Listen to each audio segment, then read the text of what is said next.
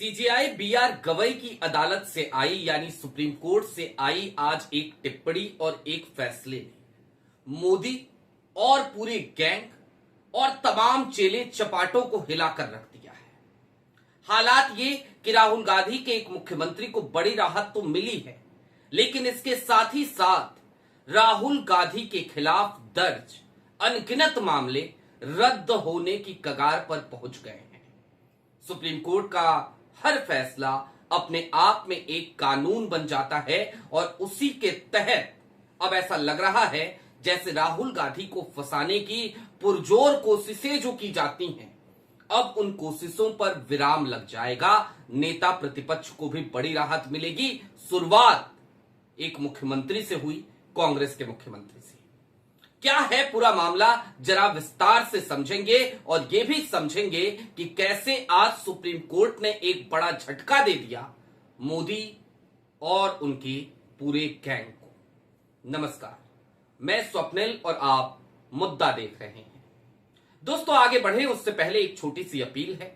मुद्दा इन दिनों एक गंभीर आर्थिक संकट से जूझ रहा है। एक तरफ हमारे मेन बैंक अकाउंट बीते कई महीनों से फ्रीज चल रहे हैं, दूसरी तरफ हमारे पुराने चैनल को 2.5 साल पुराने चैनल को परमानेंटली डिलीट कर दिया गया। लिहाजा डे टू डे ऑपरेशंस में मुद्दा को काफी मुश्किलों का सामना करना पड़ता है। ऐसे में उसे आपसे आर्थिक सहयोग की अपेक्षा है और यह अपील करना हमारी मजबूरी। लिहाजा यदि आप सक्षम हो तो छोटी छोटी मदद मुद्दा की जरूर कीजिएगा। इसके लिए आप स्क्रीन पर चल रहे क्यूआर कोड या नीचे दिख रहे यूपीआई नंबर का इस्तेमाल कर सकते हैं। अब आगे बढ़ते हैं दोस्तों, और सबसे पहले आपकी स्क्रीन पर वो फैसला है और ये टिप्पणी किस मामले में आई। अब जरा इस बात को विस्तार से समझिए, फिर ये समझने की जरूरत पड़ेगी कि आखिरकार राहुल गांधी को कैसे राहत मिल जाएगी। दोस्तों, रेवंत रेड्डी तेलंगाना के मुख्यमंत्री, उनके खिलाफ एक आरोप लगाया गया भारतीय जनता पार्टी के महासचिव के जरिए तेलंगाना राज्य के, और आरोप ये कि रेवंत रेड्डी ने 2024 लोकसभा चुनाव के दौरान, चुनाव प्रचार के दौरान चुनावी रैलियों में भारतीय जनता पार्टी की मानहानि कर दी। और रेवंत रेड्डी के जो बयान थे वो बयान क्या थे? वो बयान दरअसल उन्हीं बयानों को जोड़ते हुए बयान थे जो बयान उस वक्त में भारतीय जनता पार्टी के कई नेता दे रहे थे। मसलन आपको याद होगा, कभी आरक्षण को लेकर हमला किया जा रहा था, तो कभी संविधान को बदलने की बात खुद भारतीय जनता पार्टी के तमाम सांसद और तमाम नेता कर रहे थे कि संविधान को बदलने की जरूरत तो है। रेवंत रेड्डी ने उन्हीं की बातों को दोहराया था और कहा था कि यदि भारतीय जनता पार्टी सत्ता में आ गई तो कहीं ऐसा ना हो संविधान बदल जाए, कहीं ऐसा ना हो कि आरक्षण को खत्म कर दिया जाए। ये बात नागवार गुजरी तेलंगाना के महासचिव को, और उन्होंने दरअसल एक शिकायत दर्ज कराई। मामला निचली अदालत में पहुंचा तो निचली अदालत ने रेवंत रेड्डी के खिलाफ कहा कि प्रथम दृष्टया मामला बनता है। फिर रेवंत रेड्डी हाईकोर्ट में गए, और जब हाईकोर्ट में गए तो हाईकोर्ट ने उस शिकायत को खारिज कर दिया, निचली अदालत की कार्रवाई पर भी रोक लगा दी। लेकिन मामला जब आज की तारीख में सुप्रीम कोर्ट में आया तब सबसे बड़ा चमत्कार हुआ और सबसे बड़ा झटका आज की तारीख में मोदी जी और उनके उन चेले चपाटों को लगा है जो लगातार मानहानि के मुकदमे दायर करते हैं और विपक्ष को परेशान करते हैं।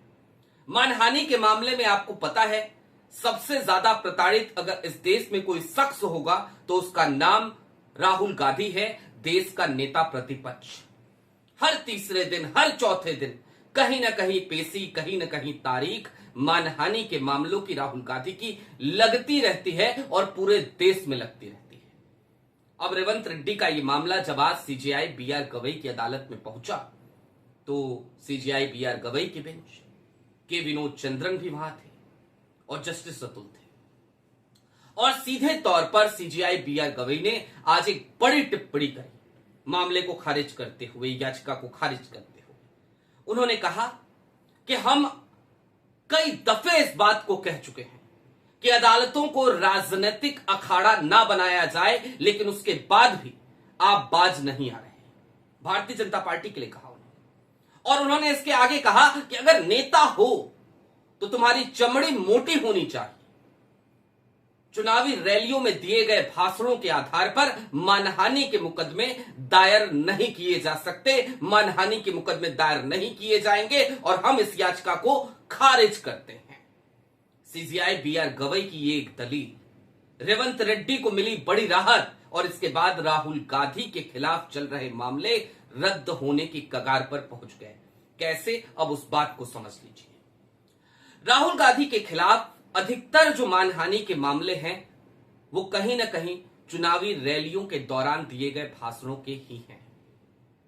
राहुल गांधी अलग अलग विधानसभा चुनाव में कभी अमित शाह पे कोई टिप्पणी, कभी मोदी सर ने मामला जिसमें राहुल की सांसदी चली गई थी, आपको याद होगा। इन तमाम मामलों को मानहानि का मामला बनाकर पेश कर दिया जाता है।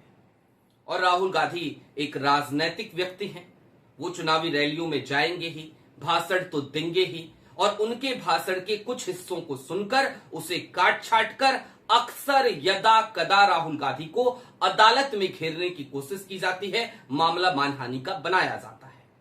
ये आज से नहीं, लंबे समय से राहुल के साथ किया जा रहा है। और ऐसे में आज सुप्रीम कोर्ट ने जो फैसला सुनाया, जिस आधार पर याचिका को खारिज कर दिया तेलंगाना भारतीय जनता पार्टी के महासचिव की, जिस आधार पर रेवंत रेड्डी को राहत मिली, वो आधार क्या था? यही तो था कि चुनावी भाषणों और चुनावी रैलियों के दौरान दिए गए किसी भी बात, किसी भी वक्तव्य के आधार पर मानहानि के मुकदमे नहीं चलेंगे। अदालत इस बात को एंटरटेन नहीं करेगी, और अगर आप नेता हैं तो अपनी चमड़ी को मोटा कीजिए, सुनने की शक्ति रखिए, सहन करने की शक्ति रखिए। अगर हर बात पर आप अदालत चले आएंगे, हर बात पर अगर आप अदालत का दरवाजा खटखटा के यही कहते फिरेंगे कि जनाब मानहानि हो गई हमारे राजनीतिक दल की, हमारी पार्टी की, तो ये अब नहीं चल पाएगा। हम इस याचिका को खारिज करते हैं। कुल मिलाकर सुप्रीम कोर्ट का आज का ये फैसला एक नजीर बनता हुआ नजर आया, और मोदी जी हों या फिर कि वो पूरा इकोसिस्टम जो गाहे बेगाहे राहुल गांधी को टारगेट करने के लिए मानहानि के मुकदमे दायर करता है, आज वो पूरा का पूरा इकोसिस्टम चरमरा गया। काटो तो खून नहीं, वो हालात, क्योंकि राहुल गांधी का रास्ता अब सीधे तौर पर साफ खुद और सुप्रीम कोर्ट ने कर दिया, सीजेआई बीआर गवई ने कर दिया। और ये कोई पहला फैसला नहीं है जिसमें सीजेआई बीआर गवई ने एक न्यायप्रिय बात की और एक मिसाल कायम करी।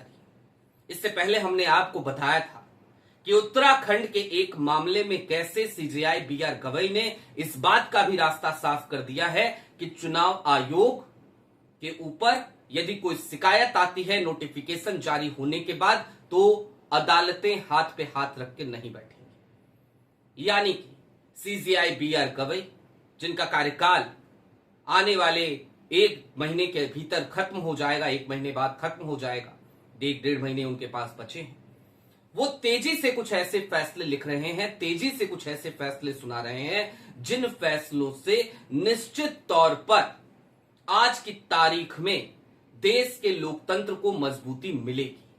लेकिन सवाल इससे भी आगे का है। सीजेआई बीआर गवई जो कुछ भी कर रहे हैं आज की तारीख में, क्या वो हर मामले में ऐसा कर पा रहे हैं? कई मामलों पर, कई बड़े मामलों पर जब सीजेआई बीआर गवई अपनी बेंच में उसकी सुनवाई नहीं करते, तो भी लोग सवाल खड़े करते हैं। हालांकि सुप्रीम कोर्ट पर हमें शुरू से भरोसा है, आगे भी रहेगा। सीजेआई बीआर गवई पर हमें शुरू से भरोसा है, आगे भी रहेगा, क्योंकि उनकी विरासत बाबा साहेब से जाकर जुड़ती है, बाबा साहेब से जाकर मिलती है। सीजेआई बीआर गवई अपने बारे में भी कई बार बहुत सारी बातें जब कहते हैं तो ऐसा लगता है कि लोकतंत्र का कोई सच्चा नायक अपनी बात कर रहा है, अपने दिल के उद्गार बता रहा है। लेकिन क्या यह पर्याप्त है? ये एक बड़ा सवाल है, और ये सवाल लंबे समय तक बना रहेगा, क्योंकि न्यायपालिका ने बीते कुछ समय में काफी निराश किया है, खास तौर पर डीवाई चंद्रचूड़ के कार्यकाल से। ऐसे में सवालिया निशान तो खड़े होते हैं। खैर, फिलवक्त की खबर यही है और सबसे बड़ी खबर यही है कि मोदी जी और मानहानि गैंग को, मोदी जी और उनकी मानहानि गैंग को, उनके चेले चपाटों को बड़ा झटका लग गया है। बड़ी टिप्पणी सुनने को मिली है, कड़ी फटकार उन्हें लगी है और यह खबर मेन स्ट्रीम मीडिया से गायब है।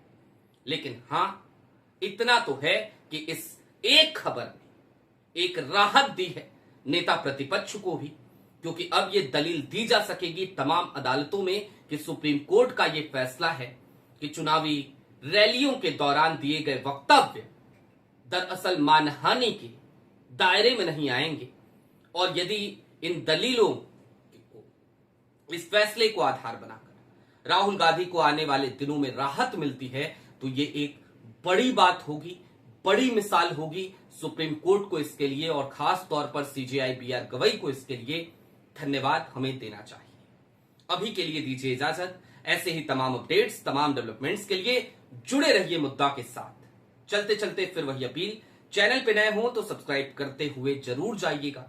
और यदि आप सक्षम हो तो मुद्दा जिस वक्त पे एक आर्थिक संकट से जूझ रहा है, मुद्दा की छोटी छोटी मदद जरूर कीजिएगा। आपके स्क्रीन पर क्यूआर कोड है, नीचे यूपीआई का नंबर है, इसके जरिए आप अपनी मदद हम तक पहुंचा सकते हैं। शुक्रिया।